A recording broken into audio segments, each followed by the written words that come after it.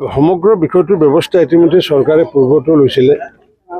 আৰু সেইদিনাখন বিধানসভাৰ মজিয়াত যেতিয়া আহিছিলে এইটো বিষয়টো খুব যেহেতু স্পৰ্শকাতৰ মই নিজে সেইদিনাখন সাধাৰণতে আমাৰ 54 ৰুলৰ আণ্ডাৰত কোনো ডিছকাশ্যন নাথাকে প্ৰশ্নকৰ্তা বিধায়কে প্ৰশ্ন এই বিষয় লৈ পেলাই এটা বিষয় এটা উত্থাপন কৰে আৰু মন্ত্ৰীয়ে উত্তৰ দিয়ে কিন্তু বিষয়টোৰ যিটো মানে স্পৰ্শকাতৰ বিষয় বা যেহেতু সামাজিকভাৱে ইয়াৰ বহু ধৰণৰ কথা আছে যাৰ কাৰণে মই প্ৰত্যেকটো ৰাজনৈতিক দলৰ এজন ব্যক্তিক মই ক'ব দিছিলোঁ একোজন বিধায়ক ক'ব দিছিলোঁ আৰু সেইদিনাখন পাৰ্লিয়ামেণ্টাৰী এফেয়াৰ্ছ মিনিষ্টাৰে কোৱাৰ পিছতো পুনৰবাৰ মুখ্যমন্ত্ৰীও ডাঙৰীয়াক এই বিষয়টো কৈছে যে নিশ্চিত ওপৰত এইটো সামাজিক ব্যাধি যিহেতু নিশ্চিত ওপৰত তৎকালীনভাৱে ব্যৱস্থা ল'ম বুলি কৈছিলে আৰু ইতিমধ্যে তৎকালীন ব্যৱস্থা লোৱা কাৰ্য চলি আছে এটা কোৰ্ট কেনেকুৱাকৈ কি চলি আছে মই সেইটো ক'ব নাযাওঁ সেইটো আপোনালোকে আৰক্ষীয়ে জনাব কিন্তু তাৰ পিছত এই বিষয় লৈ পেলাই ইতিমধ্যে য'ত যি কৰিবলগীয়া আছে ইতিমধ্যে কৰি আছে বুলি মই জ্ঞাত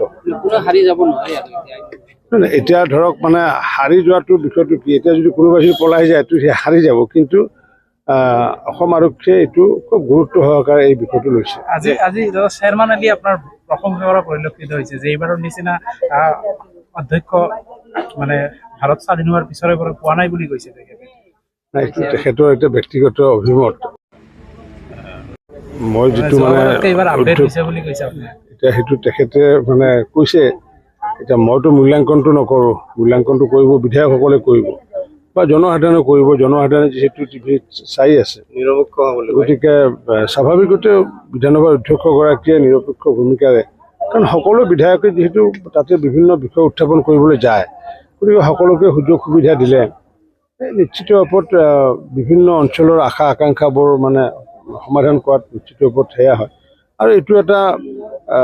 অধ্যক্ষগৰাকীৰ এটা ভূমিকা থাকে যে চৰকাৰ আৰু বিৰোধীৰ মাজত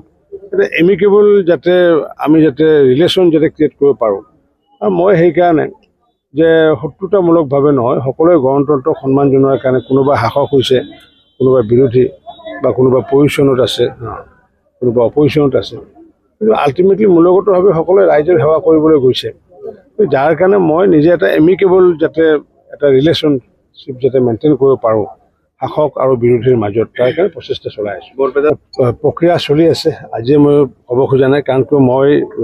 এই ষ্টেডিয়ামখনত আপোনালোকে নাজানে যে মই আজি যেতিয়া বিধায়ক হৈ আছিলোঁ তেতিয়াও মই তাতে 6,000 টকা দি পেলাই এজন ল'ৰা ৰাখি আছোঁ আৰু এতিয়াও সেই পইচাটো দি আছোঁ মই মাজতে যে বিধায়ক নাছিলোঁ তাত যদি আমাৰ পেভিলিয়নটো আছিলে তাত পেভিলিয়নত যাতে ভালদৰে থাকে ঘৰটো ভালদৰে থাকে এজন ল'ৰাক মই ব্যক্তিগতভাৱে মই আনকি মই তোক মানে মই এটা মানুহ এটা দি আছোঁ 6,000 টকা গতিকে সেইকাৰণে কিছু প্ৰক্ৰিয়া চলি আছে আৰু মই আশা ৰাখিছোঁ যে বৰপেটাৰ ষ্টেডিয়ামখন আগন্তুক দিনত কোনো উন্নতি কৰিব পাৰিম বুলি মই আশাবাদী প্ৰত্যেক সমষ্টিতে এখন ষ্টেডিয়াম হয় আমি যিহেতু সৰভোগত ইতিমধ্যে ইণ্ডোৰ ষ্টেডিয়াম আমি বা বাহিৰত ট্ৰেক থকা এখন বনাইছোঁ 14 কোটি টকা ব্যয় সাপেক্ষে ঠিক তেনেকৈ ভৱানীপুৰ সমষ্টি আছিল আগত তাতো বনোৱা হৈছে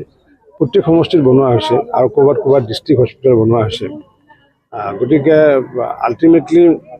ইয়াতে হয়তো যিহেতু হাৰ্ট অফ দ্য টাউনৰ মাজত এইটো মাটি আৰু এইটো কৰিলে আল্টিমেটলি ক্ৰীড়া বিভাগৰে লাভ বেছি হ'ব কাৰণটো মানে কমাৰ্চিয়েল এখন ষ্টেডিয়াম কৰিব পাৰিব আৰু এনেওতো ইয়াতে মই ছুইমিং পুলৰ মোৰ প্ৰজেক্ট এটা আছে ছুইমিং পুল এটা আগন্তুক দিনত নিশ্চিত ওপৰত বনাম চৰকাৰে দিলেও বনাম আৰু চৰকাৰে নিদিলেও ৰাইজৰ সহায় সহযোগেৰে ছুইমিং পুল এটা বৰপেটাত বনাম ফুটবল খেলা মানে মাজনিশা হোৱাৰ কাৰণে মানে তেনেকৈ চাব পৰা নাই কণ্টিনিউৱাছ কাৰণ যিহেতু মোৰ বিধানসভা আছে তথাপি তাৰ মাজে মাজে অলপ ছাপোৰ্টটো থাকিব নিজে যিহেতু ফুটবল খেলিছিলোঁ গতিকে মইতো আৰ্জেণ্টিনা